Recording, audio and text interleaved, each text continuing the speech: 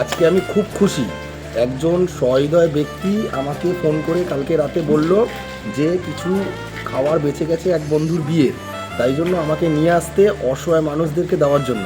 তো আমি এখন যাচ্ছি, তো সবাই পাশে থাকবেন।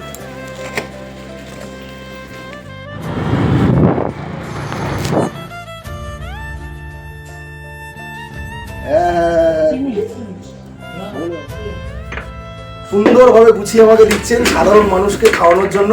তো আমি খুবই আজকে খুশি। আমি কালকে রাতে ফোন এসেছিল আমার কাছে, আমি খুবই খুশি আজকে যে আমি সাধারণ মানুষকে এই খাবারগুলো আমি খাওয়াতে পারবো। কারণ মানুষকে যতটা মানে এই যে খাবার নিয়ে গিয়ে আমি খাওয়াবো, তারা যে কতটা আনন্দ পাবে, কতটা খুশি হবে।